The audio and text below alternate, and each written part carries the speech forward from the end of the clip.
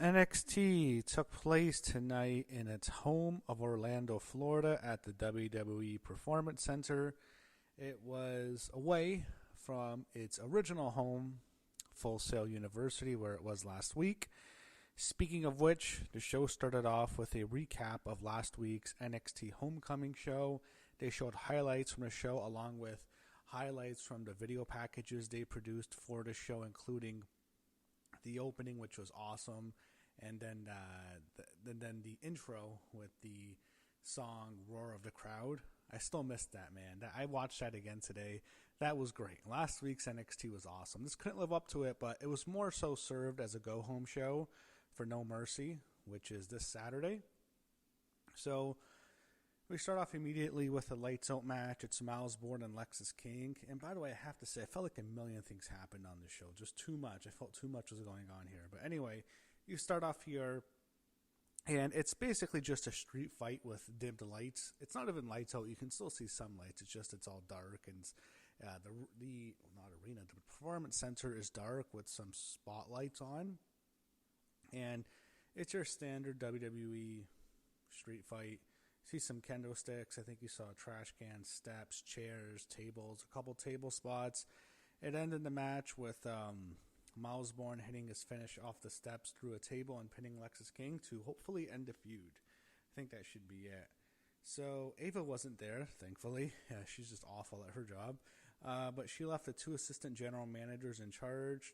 They're concerned about TNA wrestlers backstage, and they were having a conversation with her over the phone. Ethan Page heads to the ring, and he's out next. He wrestles some AAA guy in the front row who turns out to be Tavion Heights. He submits Ethan Page. Don't know why this needed to be on the show, but they just did like a random squash, and it turned out to be Tavion Heights. It doesn't bode well for Tavion Heights winning at NXT No Mercy, however. So backstage, we see Jordynne Grace in the women's locker room on her tablet watching the Blake Monroe video from a couple of weeks ago in which she was in her bathtub. She talks to Ariana Grace in the locker room, and eventually a confrontation leads to a confrontation, and then eventually a match is set up later. Candice LeRae is out next, and NASCAR's. This is back from break. This is a NASCAR guy. His name is Cole Custer.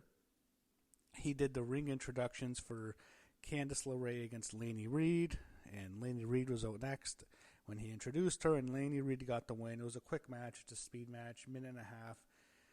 Lainey gets the read, and then Lainey gets the win, and then you had Sol Ruca and Zarya standing on the platform to set up the speed match at No Mercy, which is now Sol Ruca and Lainey Reed.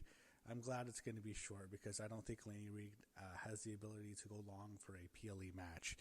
So we get a Jada Parker video promo on Lash Legend, and she was great here. She did really good. I think Jada Parker is easily the best promo in NXT for the woman. It's not really close.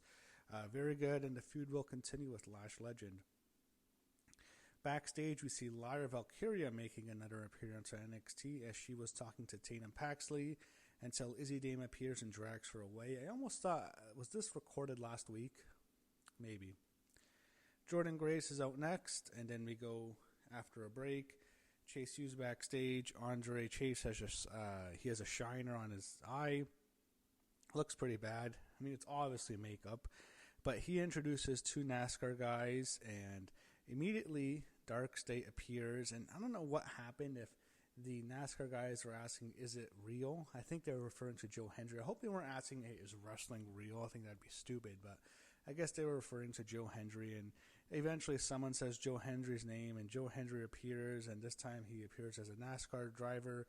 He takes off his helmet, and it's him. Sets up a tag match later tonight. You get Jordynne Grace and Ariana Grace to Battle of the Graces, I guess. Jordynne makes quick work of... I can't talk today, I'm sorry. Jordynne makes quick work of her, as you would expect. And then Blake Monroe comes out, and she's carrying a pink kendo stick. But Jordynne Grace grabs a steel chair, and they fight before they're separated by officials. Stevie Turner comes out with the other guy. I forget his name, the other GM. And she makes a weapons match at No Mercy, but the guy turns around and adds a cage stipulation with weapons. So we have a weaponized steel cage match between Blake Monroe and Jordynne Grace at No Mercy, and what feels like will be the blow-off match for the feud, the rubber match. even though technically I don't think Jordan's beaten Blake, it feels like a match like this with such a high level stipulation. You're talking about a weaponized steel cage match. What else can you get more extreme in NXT than that? They don't do Hell in a Cell in NXT, so that almost feels to me that's going to be the end of the rivalry at No Mercy this Saturday. Backstage, Kelly Kincaid interviewed Lainey Reed after her win. JC Jane wishes her luck, and she was walking with both Fallon and Jasmine. JC then says she can handle Lola herself. I'm not sure if she was referring to tonight or at No Mercy, but she walks by and Fatal Influence. Both Jasmine and Fallon look confused and definitely disappointed by her comments. So JC Jane makes her entrance. She cuts a very good promo on how she was overlooked and toxic attraction. And she says Lola Vice only shakes her ass. It's kind of the typical insults you would expect for people to use on Lola Vice. They've been saying that about her for years. I think Lara Valkyria actually once said that too. Lola Vice comes out and she says, at least she has an ass to shake. Got a pop, and that got a chuckle from me. She's not exactly wrong, I have to say. Sorry, JC. Lola cuts a good promo, but it's your typical promo in which she was, from the video promos you've been seeing the last few weeks with her in Miami, it's what you'd expect about her upbringing, and JC mocks her, and eventually JC goes too far, so Lola lays her out with a spinning back fist, and then holds up the NXT Women's Championship in a surprisingly very good segment. I thought JC was really good here and surprisingly good. I thought Lola was also pretty good here as well. So I'm not sure if they're doing this. The way this ends makes you think there's no way Lola Vice is winning on Saturday. The way she stood over JC Jane, it almost makes you think Fallon is still in. We'll get to what happened later, but then there's going to be a third new member of Fatal Influence. Maybe it's Lainey Reed. It feels like there's going to be something happening in which JC is going to keep her title in Fort Lauderdale, which is right next to Miami. So Lola's in her hometown. This is her chance to win. I'm not sure it's going to happen. We get an NXT spotlight on Josh Briggs. We have Joe Hendry and Chase U against Dark State. Dark State wins. I don't care. Whenever Dark State's in, I just tune out, man. I'm just looking on my phone. I don't give a shit about Dark State. We get a Ricky Saints featurette on him in New Orleans. He talks about his time in New Orleans growing up. He talked about Katrina losing his childhood home. I thought it was fine. It's just whenever I think of New Orleans now in WWE, all I think about is how they got robbed out of WrestleMania next year.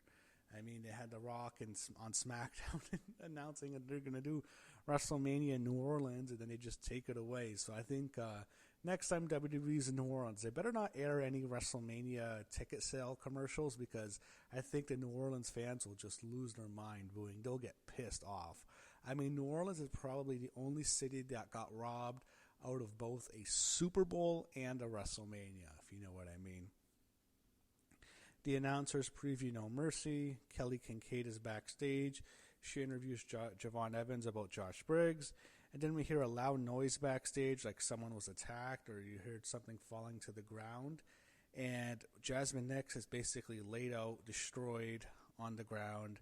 And then we see JC Jane and Fallon Henley just show no regard for their longtime tag team partner, and they just decide to drop her out of Fatal Influence. So that tells you right there, they may not have a lot of plans for Jasmine Nix. Maybe they want to cut her. I don't know. I mean, the way that was there, it's like they're writing off her character.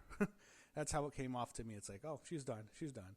Maybe they bring her back, and maybe they take her off TV for a bit, but that looked to me like, yeah, they're getting ready to release her. So we get Oba Femi and Trick Williams, champion versus champion, NXT champion against the TNA champion. So the whole thing really was about these TNA stars in attendance. They show like almost the entire TNA roster in the the WWE Performance Center crowd. They show Mike Santana jump the barricade and he goes on commentary. Matt Cardona is in the crowd. That got a big pop. That was a cool moment. Zack Ryder's first appearance in about 5 years on WWE TV. Matt Cardona, no, he's not Zack Ryder. Trick Williams slaps Mike Santana, and then Santana slaps him back on the outside, causing a DQ. So I guess it counts as a Trick disqualification victory.